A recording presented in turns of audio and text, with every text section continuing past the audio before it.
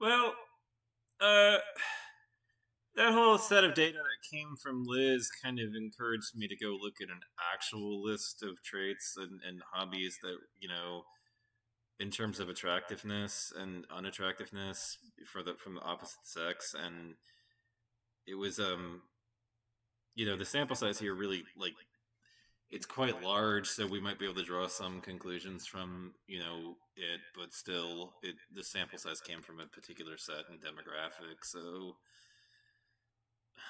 I do think that the demographic in question doesn't really know enough about anime to really be calling it unattractive in the first place. Though, my individual frustration where that's concerned is that anime like is not really able to be hastily generalized about. It depends on the show. There's a lot of problematic content that pushes through that part of the like Japan can be a very problematic country that has like issues with the way that it treats women and everything, and I'm not at all in denial of that, and I'm not at all defensive of it. I think it's terrible, and I really actually am pretty horrified at the way that animators and people who contribute content to the anime, are treated as people. I think it's a terrible thing, and it's not great to say the least. But I think judging it as unattractive, I think that that's a little bit premature. Like I don't know how to say this, but like anime, like the range of content, it's very wide. What I'm trying to say is just there are shows that are problematic, and then there are shows that are not, or that are way less so than other shows. It really depends, and that's kind of what I'm trying to say. It's not like a uniform. This is toxic. This is spreading toxic messages about the opposite sex. It's not like that. It can vary. There are shows that are, actually sending a rather positive message, and there are shows that are sending a rather negative message. It just kind of depends on what your taste is in anime, and I really think that that's kind of a little bit unfair and premature as far as that's concerned in the data set. But I pulled it up, and I'm like, I'm not necessarily doing as terrible as I would have thought. So I have to go find the links, but but this is an actual set of data that's actually, um,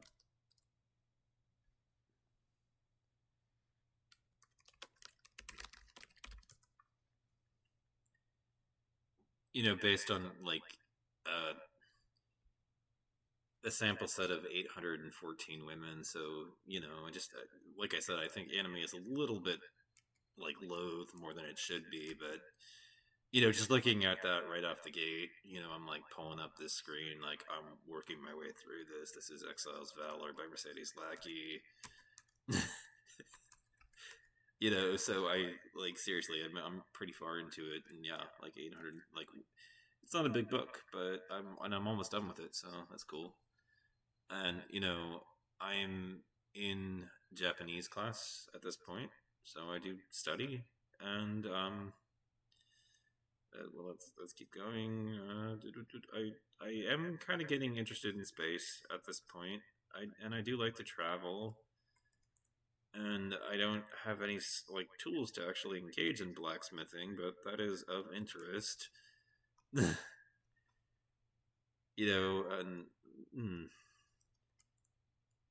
this is like hobbies they actually find attractive, and this is hobbies that they think men think are attractive to you.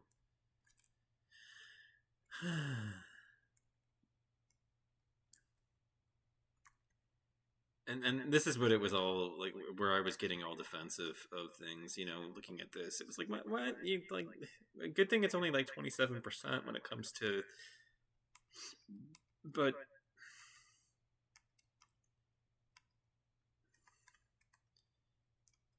it skyrockets when we get over to here in terms of like it being rated as unattractive, and I'm just like, man, like, come on, don't bully it that bad. I mean, it's not.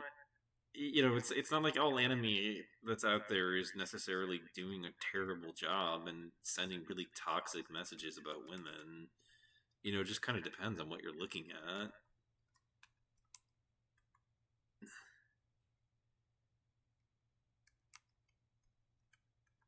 But yeah, I do read, so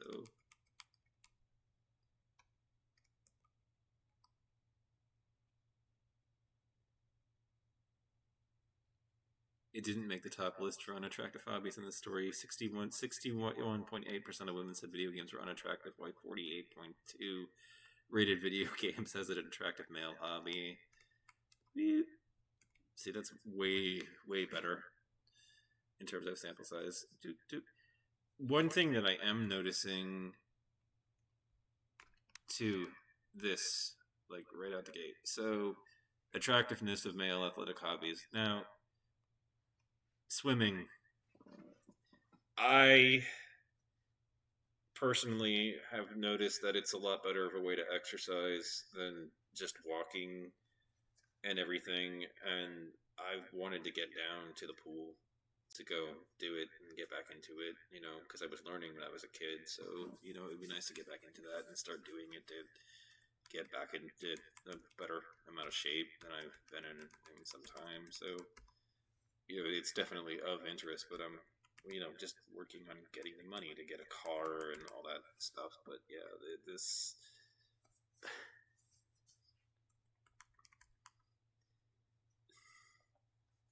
Building models dancing. Now, I'd love to learn how with dancing, so.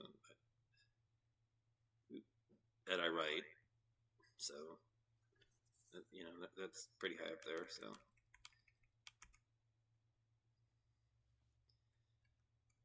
I don't drink, I don't smoke, I don't use marijuana, that's pretty big.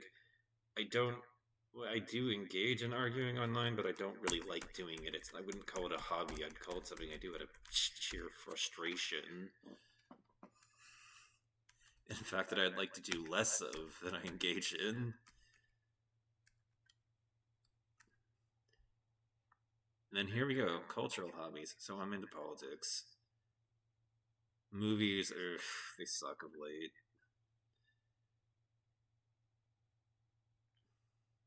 I like foreign languages and reading, so there's, two really big stuff. So I've been studying Japanese. I'm in Japanese class, so,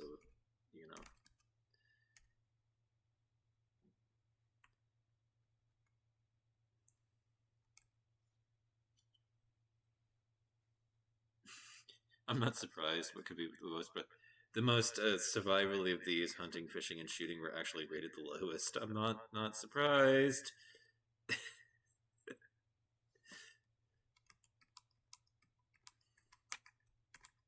I've been wanting to learn how to make some scones, by the way.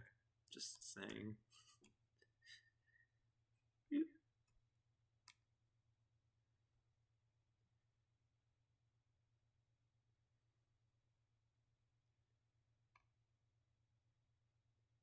Concerts and reading.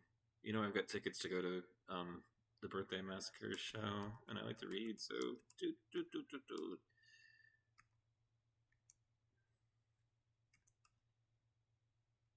I do like bowling. Oh, and the big one is that oh god, I started to study doing car stuff. That actually got rated pretty well. So I'm starting to get into it.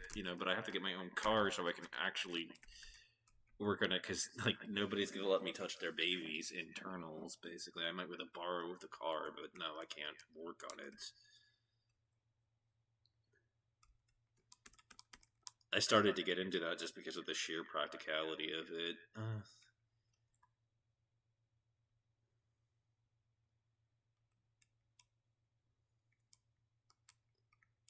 The average difference between men and women's assessment of what women find attractive was 12.06% across 74 hobbies.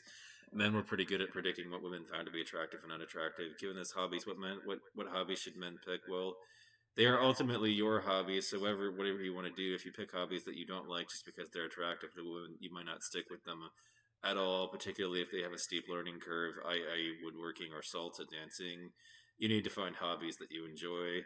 That said, there are clusters of hobbies that women do not like. In fact, a lot of hobbies that women seem to like. There are hobbies for introverts and extroverts. There are hobbies all across the board, even hobbies that have mid-range interest. 50% or so means that you should be able to find a lot of people who share your interest. Consistently across these results, women mostly don't like hobbies that are vices and antisocial behavior. Women do like hobbies that showcase physical and practical skills, humor, and intelligence. Entirely expected from an evolutionary perspective, some hobbies are beneficial to you, and some hobbies are cost inflicting.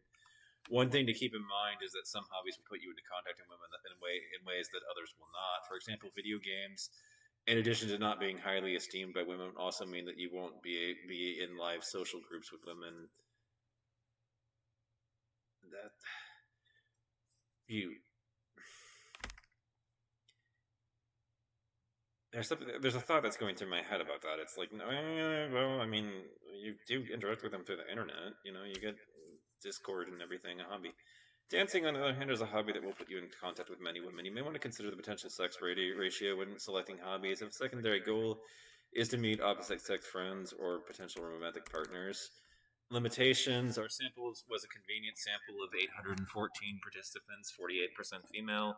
Consistently, that we run into pretty even split for politics and feminist ideology, so we don't expect much political ideological bias. However, our samples skew disproportionately towards women of high social status, high education level. 48% had a master's degree in the previous survey, were predominantly white.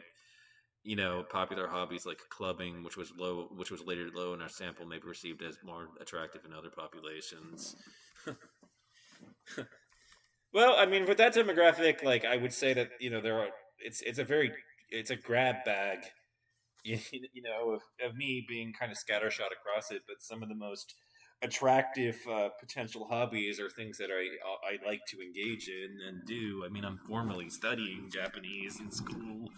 I do like to read. I mean, there's all this stuff going on. I mean, I like books. I like, I remember reading The Left Hand of Darkness in recent years. I just finished the Silent Voice manga set. I sped through that. I reading Mercedes Lackey's books. I really really like them. I like fantasy a lot.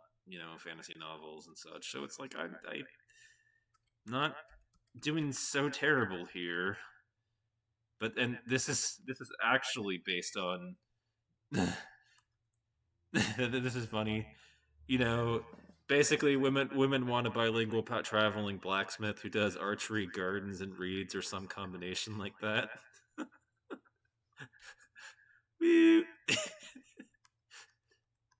That's that's a little bit of a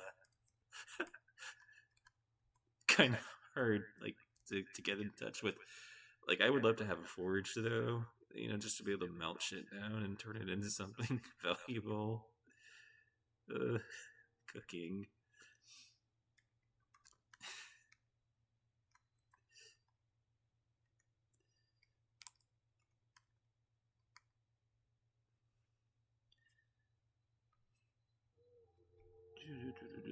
Quantum breakthrough in China demonstrates counterflow superfluidity. World first. Wow, shit. The ticket was sold in Beaverton.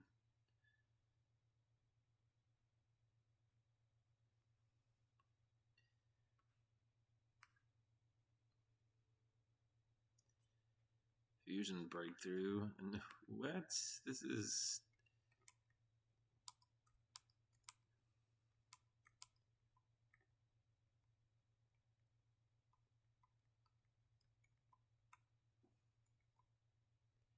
Yes, yes, yes. You don't need to rehash history. We know. Come on. Get to the What the fuck did they discover?